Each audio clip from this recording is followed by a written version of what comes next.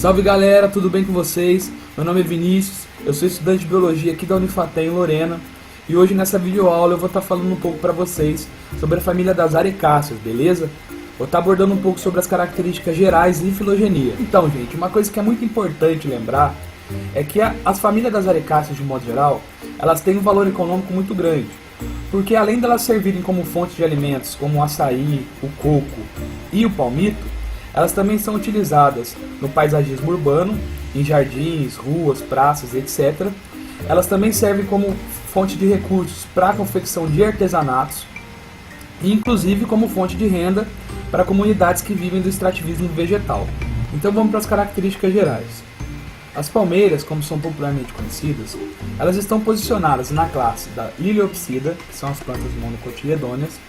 Elas possuem silhueta característica e bem definida. Isso facilita a sua identificação. Então é muito fácil você chegar em um ambiente florestal e identificar uma palmeira, porque ela apresenta essas características, como vocês podem ver na imagem. As inúmeras espécies elas apresentam portes variados, desde pequenas plantas com cerca de 1 metro de altura, até espécies colossais que podem atingir mais de 40 metros. As palmeiras elas são plantas perenes, arborescentes, tipicamente com caule cilindro não ramificado do tipo estipe, que é como vocês podem observar aí na imagem indicado pela seta. Elas não são consideradas árvores, porque todas as árvores possuem o crescimento do diâmetro do seu caule para a formação do tronco. Isso é o crescimento secundário. Estima-se que existam aproximadamente 2.600 espécies em mais de 200 gêneros. No Brasil, são encontrados 40 gêneros e mais de 200 espécies, que já são conhecidas. No seu topo, encontra-se uma coroa de folhas perenes, sendo essas as únicas que se encontram por toda a estrutura e apresentam uma disposição alternada, beleza? Agora vamos falar um pouco sobre as folhas. As folhas elas podem apresentar diversas morfologias, como vocês podem ver na imagem. Trouxe aqui um esquema para ficar mais fácil de ilustrar. As folhas elas possuem um aspecto palmado ou pinnado. Elas possuem pecíolos longos, em geral com bainha abarcante inteira e larga. E às vezes elas podem possuir espinhos também. A bainha muitas vezes ela envolve o espique, né? Espique ou estipe são dois nomes para definir a mesma coisa, com uma consistência coriácea e vários metros de comprimento, podendo ser simples ou compostas. Aqui, como vocês podem ver na imagem, está bem ilustradinha. Aqui está o limbo, a folha, a pinna, o folíolo, o raque, o pecíolo e a bainha. Essa bainha ela fica presa no estipe e ajuda também algumas espécies na sustentação. Agora vamos falar um pouco sobre inflorescência e flores. Quase sempre as flores elas não apresentam um apelo visual pelo fato de elas serem pequenas e discretamente coloridas. Esses indivíduos eles possuem flores que geralmente são inflorescências. E inflorescência é a denominação que a gente dá a estruturas que se assemelham a flores, mas que não possuem todas as estruturas correspondentes a uma flor. Elas podem ser do tipo panícula, laxa ou compacta e spaciforme, subestendida por uma bráctea. Eu trouxe aqui dois exemplos mais comuns. Esse aqui no canto esquerdo é o tipo mais comum de inflorescência e é aquele que surge entre as folhas das plantas, chamada de inflorescência interfoliar. Aqui a gente tem um exemplo do Cocos nucifera. Trouxe também um exemplo do palmito. Algumas espécies de palmeiras elas apresentam inflorescência abaixo do palmito, que é como vocês podem ver aqui na imagem. E esse tipo de inflorescência é chamado de subfoliar.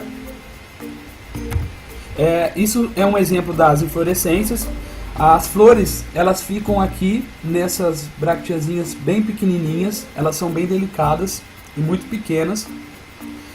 As flores elas são unissexuais. E as flores masculinas elas surgem na zona apical, enquanto as flores femininas aparecem na zona basal, garantindo uma polinização cruzada. Essas flores possuem 2 fileiras de téplas membranosas, sendo que as peças florais surgem sempre em múltiplos de 3. Agora vamos falar um pouco sobre os frutos.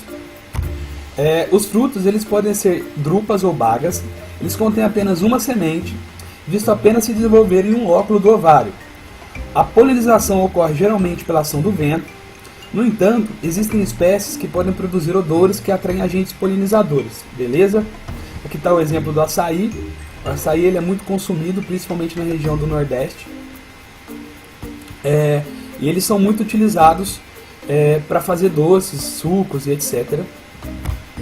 A gente tem aqui o coco, que é um outro exemplo.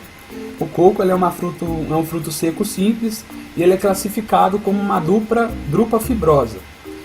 Não é uma semente, tampouco uma noz. As camadas do coco. Aqui está bem ilustrado. Número 1 é o epicarpo, que é a casca da fruta. Número 2 é o mesocarpo fibroso, que é o miolo da fruta. O endocarpo, que é a casca da semente, que é o número 3. O número 4, que é o endosperma carnoso, que ele é muito utilizado para fazer bolo, para fazer doce. E tem o embrião, que é o número 5, que está bem aqui pequenininho. É aqui que fica o embrião do coco. E no interior do endosperma carnoso é preenchido com o endosperma líquido, que é mais conhecido como água de coco. Então a água de coco não é nada mais, nada menos do que um endosperma líquido. Agora, para a gente finalizar essa parte da nossa videoaula, vou estar falando um pouco para vocês sobre a filogenia das arecáceas. As arecáceas, elas formam uma única família pertencente à ordem das arecárias. Elas são distintas e facilmente reconhecíveis, sendo uma família monofilética com suas sinapomorfias de presença de corpos de sílica em forma de chapéu, fruto indehiscente e endosperma com hemicelulose. Existem estudos moleculares que reconhecem 4 subfamílias dentro das arecáceas: a Arecoidae, a Ceroxiloidae, a Coryphoidae e a Nymphoidae. A Calamoidae, com 21 gêneros, era uma subfamília agrupada dentro das arecáceas, mas algumas análises filogenéticas de múltiplas sequências de DNA mostraram que o clado é um grupo irmão de todas as palmeiras. Os gêneros dessa subfamília possuem folhas geralmente pinnadas e reduplicadas que formam um complexo parafilético, enquanto as arecáceas em si, com folhas geralmente costa-palmadas ou palmadas e induplicadas, formam um grupo monofilético. É isso aí então, gente. Agora a gente vai dar continuidade à próxima parte da nossa videoaula. Oi, gente, tudo bem? Meu nome é Mayra, eu faço parte do curso de Biologia daqui da Unifateia. Fica localizada na cidade de Lorena. Eu vou falar um pouquinho para vocês sobre a reprodução das arecáceas. As arecáceas, elas são angiospermas, e assim como todos os angiospermas, na reprodução a gente tem 2 partes, que é a parte masculina e a parte feminina.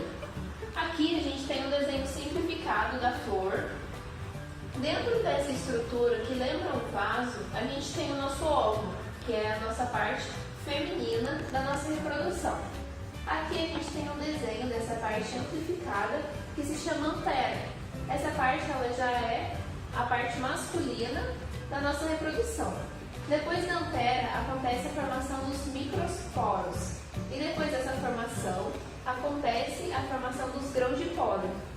Esses grãos de pólen eles vão passar pelo tubo polínico, onde acontece uma dupla fecundação. Depois dessa dupla fecundação acontece a formação do nosso embrião. Meu nome é Júlia, eu sou aluna do 6º período de Biologia do Centro Universitário Teresa d'Ávila. Eu vim aqui falar um pouco com vocês sobre curiosidades, ecologia e algumas principais espécies das arecáceas, que são as nossas palmeiras. Elas são as plantas tropicais mais facilmente reconhecíveis. As palmeiras, né? Todo mundo sabe, todo mundo já viu uma por aí. São as árvores mais longevas do mundo, estão presentes abundantemente por todas as regiões tropicais e no total existem aproximadamente 2.600 espécies, sendo no Brasil mais de 200. Sobre a sua importância econômica e o seu uso.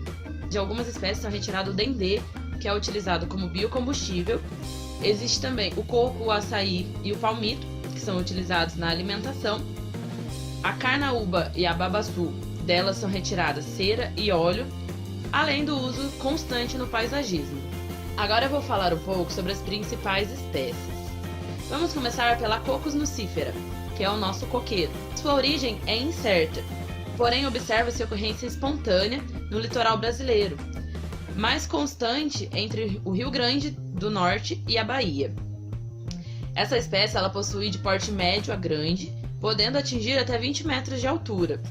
Devido ao seu fruto, ela possui grande importância, pois no seu fruto é utilizada a água para consumir in natura e o restante do fruto é utilizado na produção de substrato para plantas, recipientes, são feitos vários doces, né, de coco. E também ela é muito utilizada no paisagismo, principalmente em áreas de piscina, em áreas no litoral e tudo mais. Esse é o Cocos nucifera. Vai aparecer uma imagem dela aqui em algum canto da tela. Agora eu vou falar um pouco sobre a Roestonia oleracea. Bom, eu acho que é assim que se diz o nome dela. Ela tem origem na Venezuela e nas Antilhas. Ela possui um porte grande, podendo atingir até 30 metros de altura. Também é conhecida como palmeira imperial ou palmeira real. Ela vive séculos, ela ultrapassa séculos de vida. Por conta disso, ela é vista muito no Jardim Botânico do Rio de Janeiro, desde composições do paisagismo do passado. O seu porte grande e tudo mais simboliza o poder e a magnitude. Por isso ela é encontrada nos Jardins Reais, conhecida como palmeira imperial. Essa palmeira é a que a gente vê muito nas estradas, Aqui na minha cidade, eu moro em Pinda, aqui na minha cidade temos nos canteiros das rodovias, das avenidas e tudo mais, tem bastante palmeira imperial, bastante Roestonia oleracea. Ela também vai aparecer aqui em algum lugar na tela para vocês verem. Agora eu vou falar um pouco sobre o Euterpe edulis, o nosso famoso palmito jussara. Ele é uma espécie nativa aqui do Brasil, com ocorrência principalmente na região sul, sudeste e centro-oeste, também de porte médio a grande, podendo atingir até 20 metros de altura. O palmito jussara, Euterpe edulis, ele é muito utilizado na alimentação, através da extração do palmito. Porém, hoje é considerado ilegal, é um crime ambiental. Por quê? O palmito jussara, essa espécie, ele só produz um palmito. A partir do momento que você retira aquele palmito, a planta morre, não existe outro crescimento. Então, é ilegal. Quando você for no mercado comprar um palmito em conserva e tudo mais, sempre olhe no rótulo, na embalagem, porque lá está escrita a espécie. Se for o Euterpe edulis ou identificado como palmito jussara, você não compre, porque você vai estar colaborando para uma espécie que está ameaçada de extinção. Aqui na minha cidade, no Parque Natural Municipal do Trabiju, uma unidade de conservação, existem alguns exemplares do palmito jussara, porém também existem muitos palmiteiros que invadem o local para roubar e vender ilegalmente. Aqui na Mata Atlântica existem ainda alguns exemplares, porém existem muitos palmiteiros vendendo ilegalmente, então não colabore para essa espécie entrar em extinção. Também vai aparecer uma imagem dela em algum lugar da tela aqui para vocês verem melhor. Bom, galera, agora eu vou falar um pouco sobre a Euterpe oleracea, o nosso famoso açaí. Essa espécie também é nativa aqui do Brasil, com ocorrência principalmente na região amazônica, além do Maranhão. Também possui porte de médio a grande, chegando até 20 metros de altura.